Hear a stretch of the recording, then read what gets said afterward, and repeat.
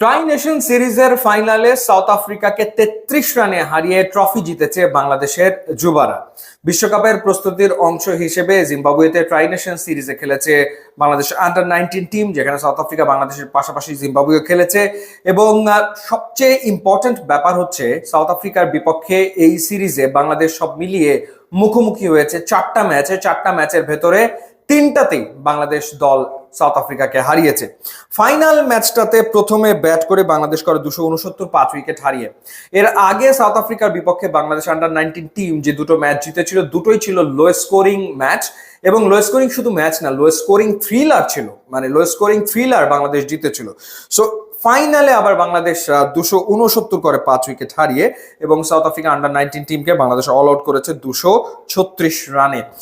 যদি ব্যাটিং এর কথা বলি, সেই ক্ষেত্রে অবশ্যই রিজান হোসেনের কথা আলাদা করে বলতে হয়। 96 বলে 95 রানের ইনিংস, 10টা 4 হাঁকিয়েছেন তিনি। এবং একই সাথে কালাম সিদ্দিকী 76 বলে 65 রানের চমৎকার একটা ইনিংস খেলেছেন।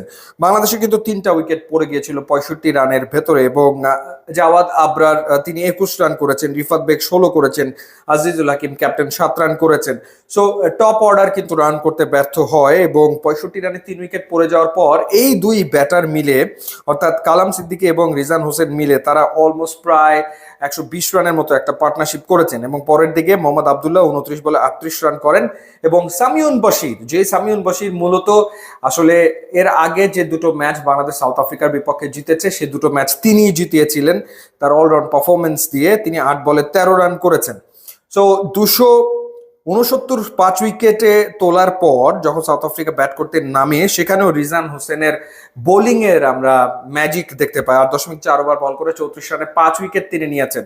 So almost century plus 5 wicket হতেই পারতো, যদি না তিনি আসলে আনফরচুনেটলি 95 রানের মাথায় রান আউট না হয়ে যেতেন, তাহলে সেঞ্চুরি প্লাস 5 উইকেট এই কীর্তিটা তিনি গড়তে পারতেন।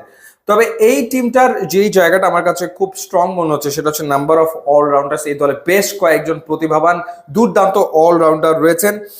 যেমন যদি বলি যে রিজান হোসেন, তিনি একজন অলরাউন্ডার, সেটা তো তিনি ফাইনালে দেখালেন। বোলিংয়ে 5 উইকেট নিয়েছেন, ব্যাটিংয়ে অলমোস্ট সেঞ্চুরি। এছাড়া সামিউন বশির, তিনিও একজন ভালো অলরাউন্ডার এই টিমের। এছাড়া আজিজুল হাকিম, তিনিও কিন্তু অলরাউন্ডার। সো নাম্বার অফ অলরাউন্ডার্সের সংখ্যা এই দলটাতে বেশি এবং তারা আইদার ব্যাটে কন্ট্রিবিউট করেন অথবা বলে কন্ট্রিবিউট করেন। সো ডেফিনেটলি সম্ভাবনাময় একটা দল এবং এই দলটার পক্ষে আন্ডার 19 ওয়ার্ল্ড কাপে ভালো করার বিশাল সম্ভাবনা তো রয়েছে বটেই।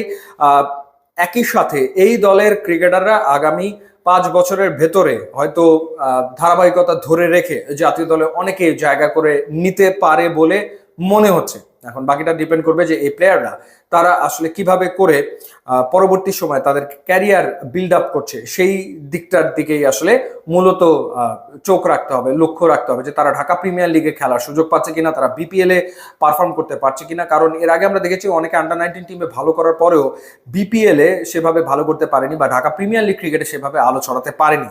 সো এই টিমের প্লেয়াররা যেভাবে এখন পারফর্ম করছে, সেভাবে যদি তারা ডোমেস্টিক সার্কিটে 3 4 5 বছর ধরে সেভাবে পারফর্ম করতে পারে, তখন তারা হয়তোবা ন্যাশনাল কল পাবে এবং তখন আসলে ন্যাশনাল টিমকে সার্ভ করতে পারবে, যেটাই আসলে মূল লক্ষ্য এই আন্ডার 19 টিমকে ডেভেলপ করার।